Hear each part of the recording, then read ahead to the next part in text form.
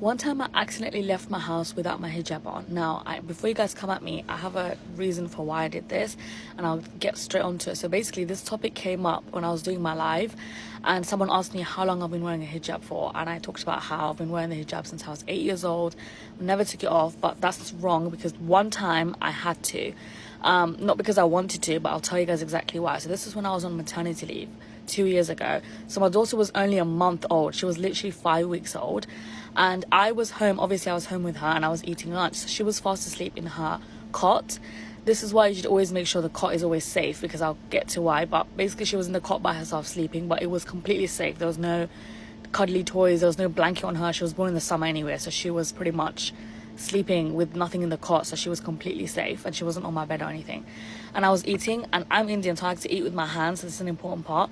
And whilst I was eating, the doorbell rang. So my husband had ordered a parcel. It wasn't through Amazon, because if it was Amazon I would have known the parcel was coming, but it was from, I think it was like his protein shake or something. It was from another like company. So he got the text saying it's going to get delivered, or it's being delivered, and he said quickly go and get it. He called me within like 2 minutes before the doorbell rang.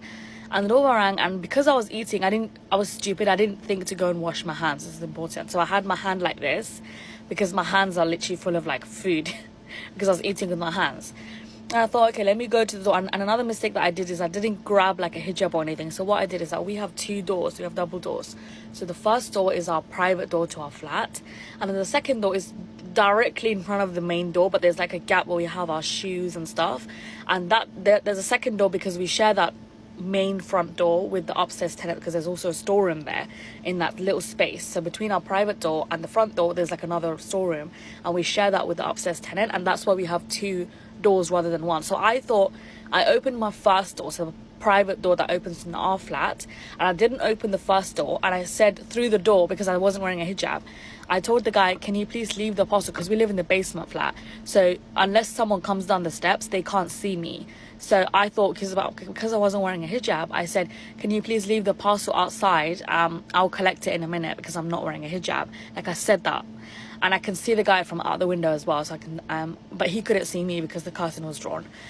And he was like, okay, and he left the parcel right in front of the door, like the main door, and he left, and I'm standing in front of the main door, but like outside of my flat door. And then after he left the steps, he climbed up, he left. I opened the main front door. No one can see me because no one's down the stairs, like down the basement stairs. And this is a dumb thing that I did. Instead of like grabbing the keys or like making sure the door, because both doors, they shut by themselves if you like don't wedge them with like a door stopper or something. But what I did was I was balancing, because one hand I had food in my hand, like I was eating like a curry, so my hand was gross. I didn't wash it, so I was holding my flat door open with my foot, like back of my heels, and then I reached out, it was on the floor, the package, to pick up the door, and guess what happened? My private door, the flat door, shut. And I didn't have my phone on me, I didn't have keys, I had nothing, no hijab, nothing, and I didn't even wash my hands. I was literally like this. So I had my main door open, I can access the shoes in the storeroom, but I couldn't access my flat, and my baby, my 5-week-old baby, was fast asleep in the house by herself. But I was right outside the door. There was a camera where she was sleeping, but again, the camera access is on my phone. My husband also has access to the camera, but he's at work and I can't call him. He's an hour away. And for a second I had a panic attack. I was like, oh my god, what am I gonna do? Like, the main door being open does nothing for me, because I can get in through the first door but not the second door. That's the main door, like main door to my flat. I was freaking out. And I was thinking, what am I going to do? And at first I was like, shall I maybe stand near the stairs, because no one can see me at this point, and wait for a lady, because women can see my hair. Can I wait for a lady to walk past so I can call her and explain that, I'm not wearing a hijab, can I please borrow your phone because I got locked up? Because my mum has a spare key and they live like 15-20 minutes away if you walk. But then I thought, I was literally wearing because I was on maternity leave, I haven't slept, so I had bags underneath my eyes. I was wearing an old nightie. It was like a maternity nursing nightie as well, so it wasn't even it was like quarter of length sleeve, it was like up to here, but it was like, it looked gross. I was crusty and dusty. I haven't showered for days. I had a newborn. And my hair was in a messy bun. Like, I was not prepared to be outside. So if I was standing in the basement, like underneath, and I was calling to some lady, she's probably gonna think I'm some kind of crackhead. Like, I'm not wearing my hijab, I don't look decent. So I thought to myself, if I saw someone like me standing under the basement, refusing to come up, calling me down to help, give my phone, I probably definitely wouldn't. Actually, I definitely wouldn't go and help because I'll just be suspicious. So I thought, okay, that's not going to work either.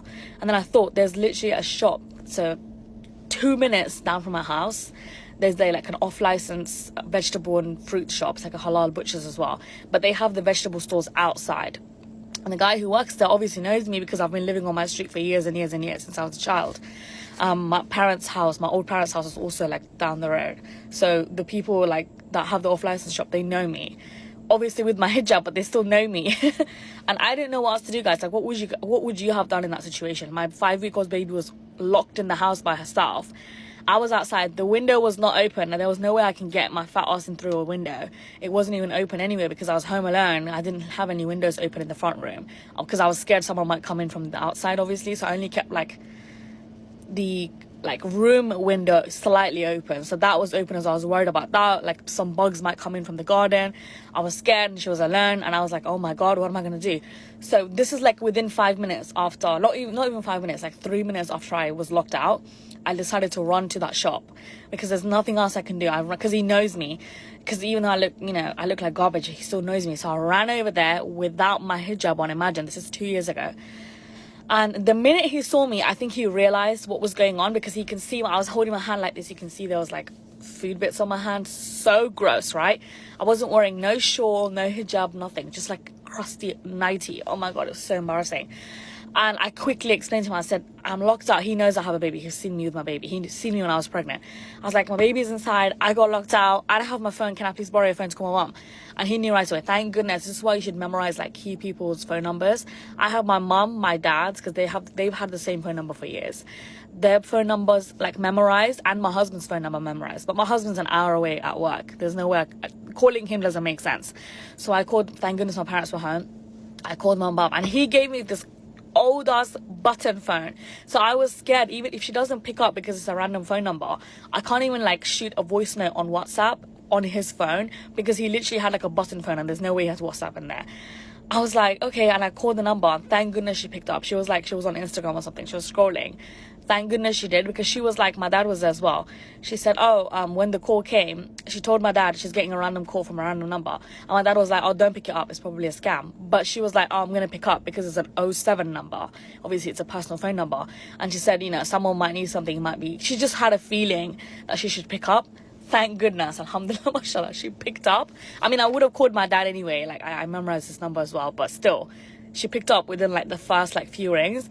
And I was like, the bus was so loud. I was like trying to scream into her phone, oh my god, I got locked out. This is within like less than 5 minutes after the door got locked, by the way. So my baby wasn't alone for too long, and she was fast asleep. She had no idea she was alone. She was only 5 weeks old anyway.